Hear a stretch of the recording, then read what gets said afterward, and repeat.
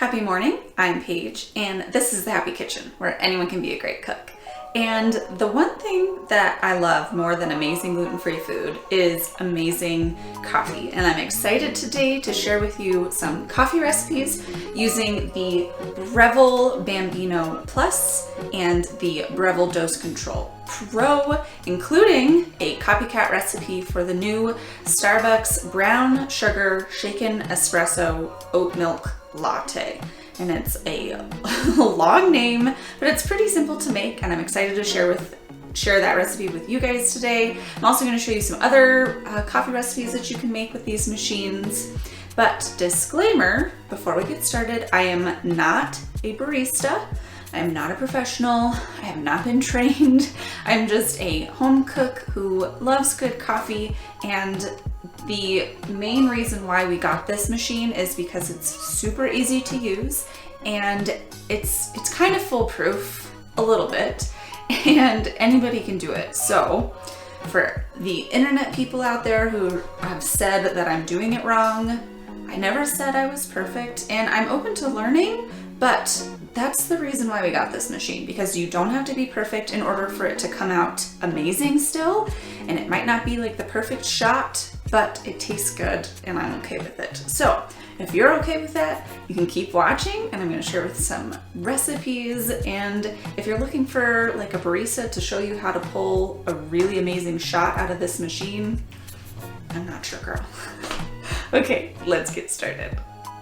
First up is the copycat recipe for the new Starbucks drink, and I'm very excited that oat milk is finally coming onto the scene. In my opinion, it's one of the best non-dairy milks. I've been drinking it with my coffee for quite some time now, but I've never made it quite like this.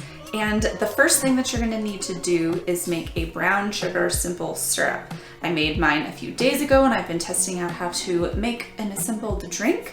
So I'll cut to making the syrup here, showing you how to do that. First up is your brown sugar.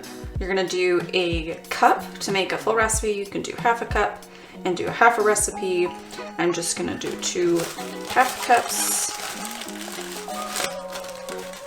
And it's not as important with the brown sugar to pack it as with baking, because it's just a simple syrup recipe.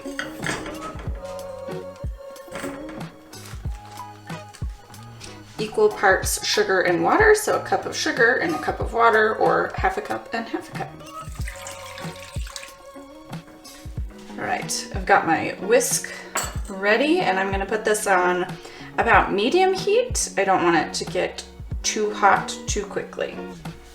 And then you're just gonna stir until it all dissolves. We bring it up to a boil. We're gonna let it boil like a little higher than a simmer, but you don't want it too hot. You don't want like a too massive of a boil, because it'll get hot, and you don't want to overcook the sugar.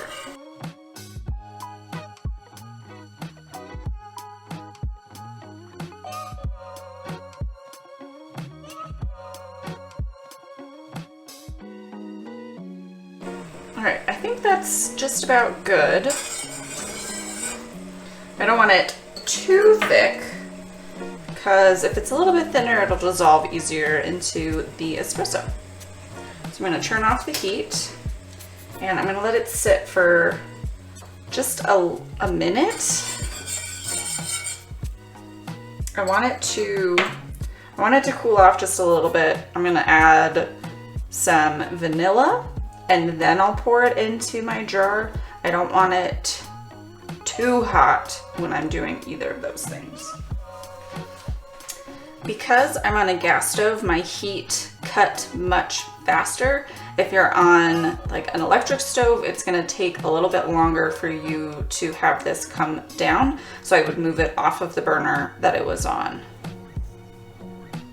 I'm gonna live dangerously and pour my vanilla right over. If you're not confident, don't pour it. Right over. I'm doing 1/4 teaspoon.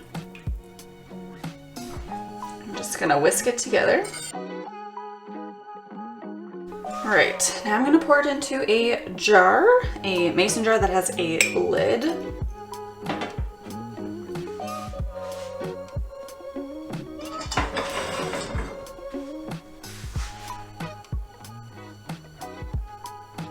You don't want to wait too long to pour, because as it cools, it will thicken even further. So you don't want to wait too long, but you do want to wait so that it's not quite so hot. Once you have your syrup made, you let it cool off in that glass, and then you can put a lid on it and store it in the fridge for, I'd say, probably around 2 weeks. It is just a simple syrup, and in the fridge it'll probably stay good for quite some time. I've been making this every single morning. I'm gonna make one with you right now. First, I'm just gonna make a double shot of espresso.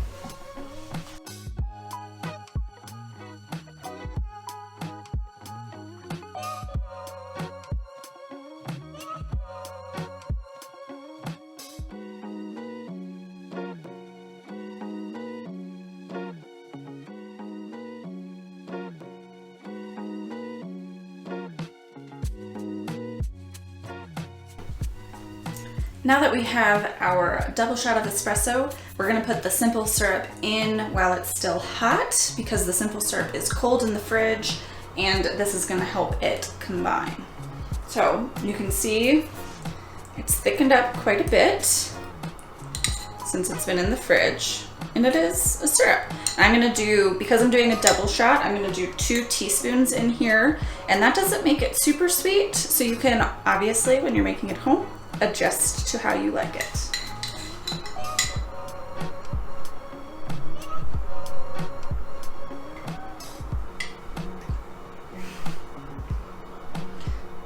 Really cute.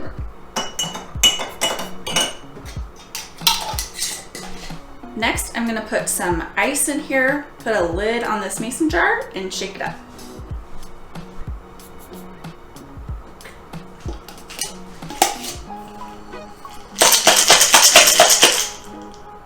You can see it's already started.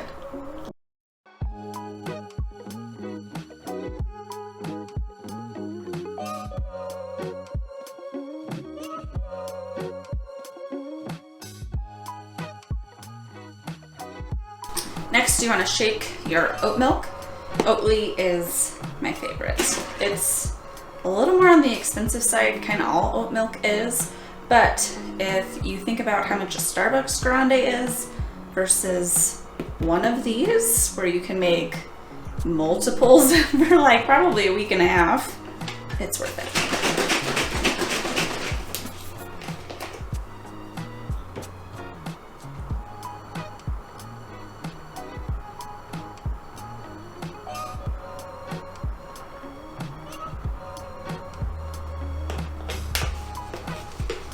And there you have it.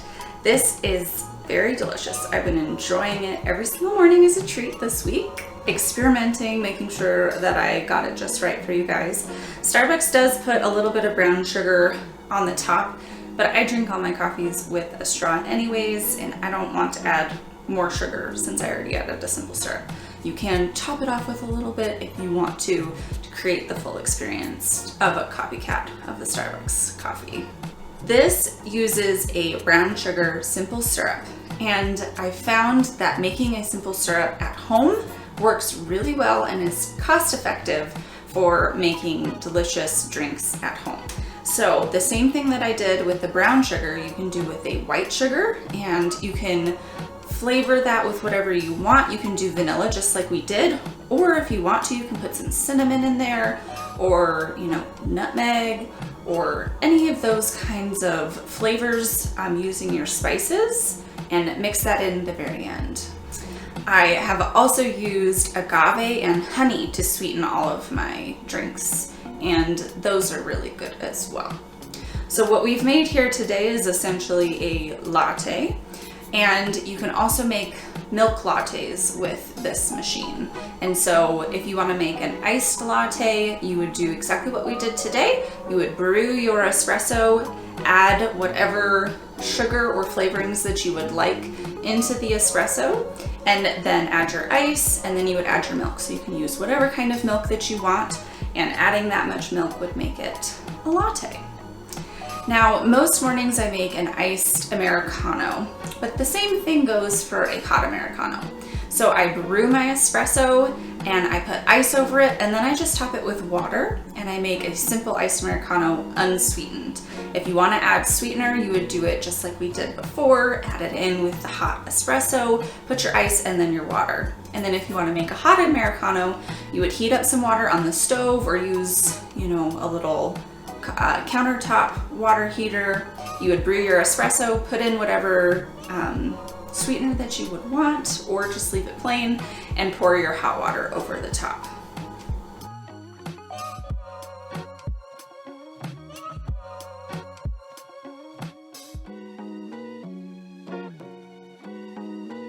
You can also make hot lattes and cappuccinos on this machine because it has the steam on. And I really like this machine because the steam on makes it super simple.